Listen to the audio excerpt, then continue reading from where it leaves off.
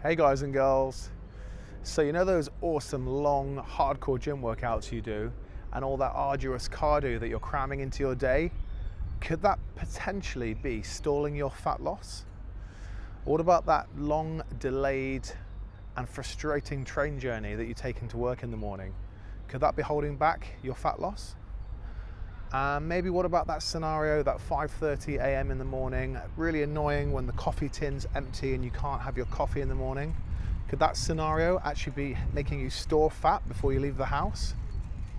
So the answer lies in the stress hormone, cortisol.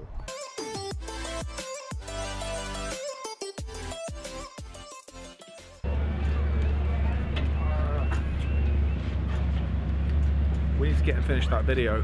Fuck. All right, so what the hell is cortisol? Well, you've probably heard of cortisol and you've probably heard it referred to in a negative light as a stress hormone. Cortisol is an essential hormone produced in the body. It's actually made in the adrenal glands. And I don't want to demonize this thing because without cortisol, we would not be able to survive. But when it gets chronically elevated or elevated for a while, it can cause a negative effect on your fitness and your fat loss. So cortisol is released from the adrenal glands, and one of the things it does is it helps us regulate how the body uses energy, and it also helps us manage blood sugar. So one of the times it's most useful is when you wake up in the morning. It helps us release fuel and get things moving first thing. So what I'm going to do is I'm going to tell you about 3 scenarios where cortisol can be elevated excessively. So the first situation where you may find an excess of cortisol is in a training scenario. So we're talking about exercise-induced stress. So what happens is when you train your body and you undergo a certain stimulus, certainly an aggressive stimulus like weight training or sprinting or Olympic lifting, obviously our body starts to produce cortisol as a response because the body needs energy and therefore cortisol is released. Now when you've been training for quite a long time, you go over like say an hour or 2 in the gym, your testosterone levels do start to reduce. Cortisol is known to be antagonistic to testosterone, meaning they're like a seesaw. So when your testosterone levels start to drop, your cortisol levels will raise. So that's something to bear in mind with training, and that leads me on to the concept of overtraining, another scenario where you will find you get a large excess of cortisol. So overtraining is a very broad concept. I don't have time to go into it too much, it's another video in itself, but overtraining is where there is a cumulative effect of stress on the body and potentially also not enough rest and sleep and food. So overtraining is something that's also going to release excess amounts of cortisol.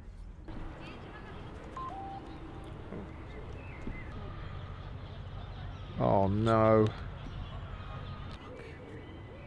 This is not what I need at all. What?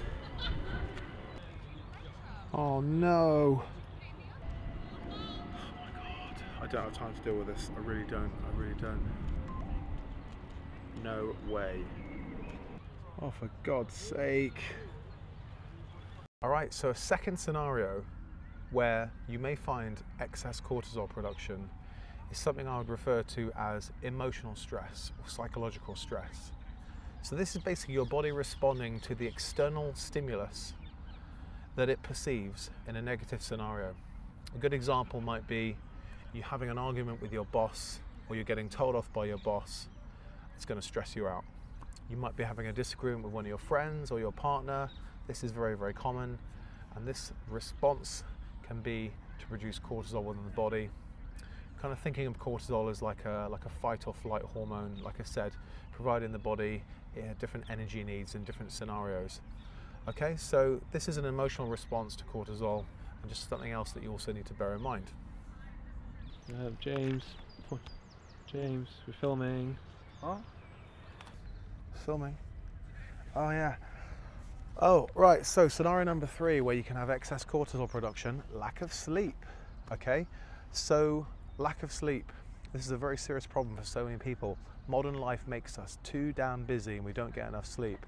And if you're training and you're trying to make gains, whether that's losing body fat or building muscle or both, sleep is very, very important. And one of the problems that will happen is if you do not get enough sleep, if you're getting like 4, 5, 6 hours a night when you could do with more, your body will produce more cortisol. And some studies have shown that when you have excess cortisol production upon waking in the morning, your body will actually crave more food and actually more unhealthy foods because of the kind of energy requirements that it perceives in that slightly stressed state. So that's something for you guys to bear in mind, especially if you're looking to lose body fat. Another issue is that with the overproduction of cortisol, we can actually stimulate more production of the hunger hormone, which is also called ghrelin. So this hunger hormone is that thing that gives you those hunger pangs and they make you crave for more and more foods. I think you can see where I'm going with this one. There's a bit of a snowball effect. So you wake up tired, you wake up stressed, you reach for the bad food choice, whatever it might be, and you basically overconsume things like fattier foods, junk foods, processed foods, and that just kicks off a bad little rhythm for your day. So bear in mind, you need to get sleep, you need to get rested, otherwise you're going to be affected by cortisol. You ready, James? Oh, sorry, I was just chilling out for a bit. Want to watch that cortisol, you know?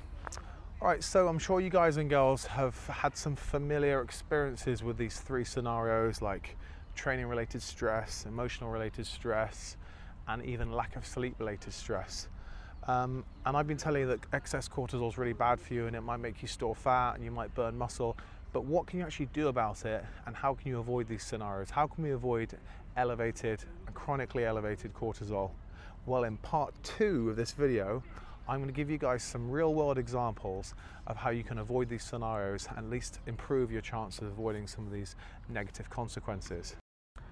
So we're talking about cortisol, we're talking about stress, we're talking about fat loss. As you guys know, I'm big into fat loss and want to help you guys get that summer beach body. So if you would like to download my free ebook, which is called 50 Abs and Diet Tips, there's a link below down there somewhere.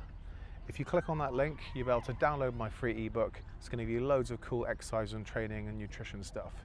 All right. So also you need to be following me on my other social channels. You're looking at Instagram, it's at James Alexander-Ellis. And unsurprisingly on Facebook, it's /James Alexander-Ellis. So looking ahead to part 2. In the meantime, I've got one little tip for you that will help you manage your stress levels. All right, what you need to do is really gently, but very effectively, smash that subscribe button.